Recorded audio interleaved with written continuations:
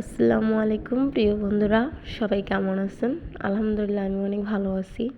নিয়ে আসলাম আপনাদের সামনে আবারও একটা ছোট্ট ব্লগ ভিডিও। এখানে দেখতেই পাচ্ছেন মুরগির মাংস দিয়ে আমি ভুনা খিচুড়ি রান্না করতেছি। যাক, মুরগির মাংস কষিয়ে চালগুলো দিয়ে দিলাম, একসাথে বসিয়ে দিলাম।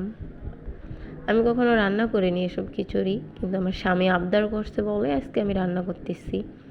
তো আমাদের এদিকে আবহাওয়াটা বেশি ভালো না, সকালে দুপুরে খুব বৃষ্টি হয়েছে, তাই খিচুড়ি রান্না করতেছি।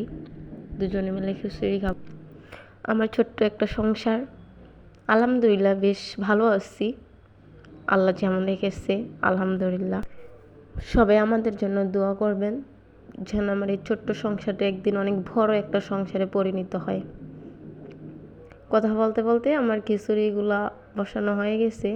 টমেটো, রসুন, কাঁচামরিচ দিয়ে দিলাম।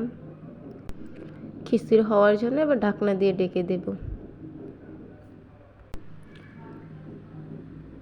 চলে আসলাম আবার কিছুক্ষণ পরে। খিচুড়িগুলো হালকা নাড়াচাড়া দেব, তবে এগুলো আমি বেশি শুকাবো না, পাতলা করে রাখবো, যেহেতু পাতলা খিচুড়ি খাবে।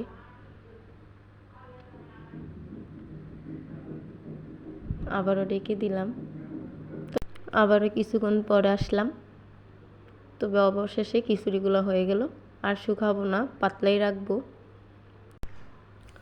জানি না কেমন হয়েছে, তবে এখন আমরা খাবো। আজকের ভিডিওটা এই পর্যন্তই। সবাই ভালো থাকবেন। আল্লাহ হাফেজ।